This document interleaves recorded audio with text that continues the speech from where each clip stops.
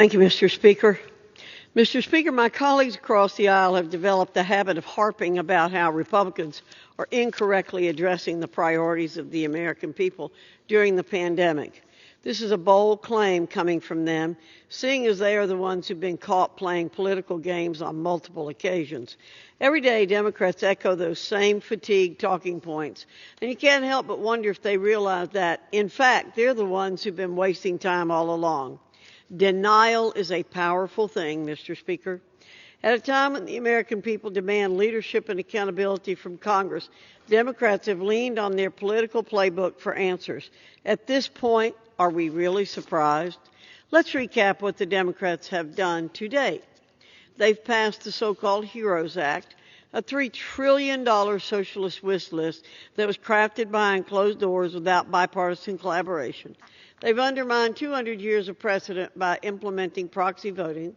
They've held virtual hearings where their members are not physically present in the Capitol, and even one of their members decided to phone in his vote to the committee while he was on his boat.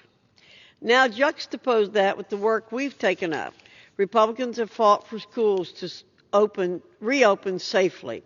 We've placed a high priority on strengthening our nation's economic recovery, and we've worked tirelessly to support frontline workers. Let President Trump and the administration be an example as well. Secretary Scalia of the Department of Labor recently came to my district to meet with frontline workers, educators, and members of the private sector to learn about North Carolina's progress.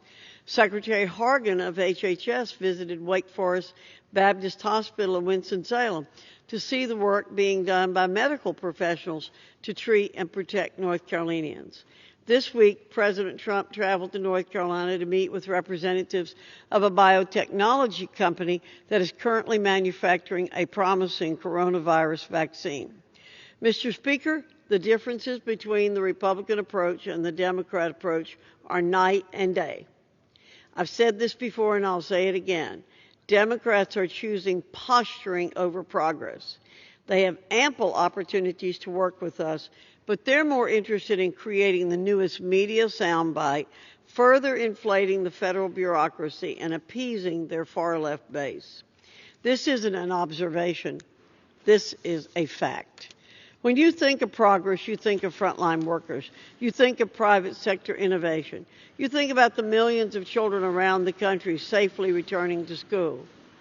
You think of businesses reopening their doors to the public. When Republicans think of progress, that's what we envision. Sadly, Democrats have become so entrenched in their own political narrative that they fail to recognize the true priorities of the American people. Republicans will continue to work on the pressing needs of our nation without delay. We can only hope that our Democrat colleagues will come to their senses eventually. I yield back.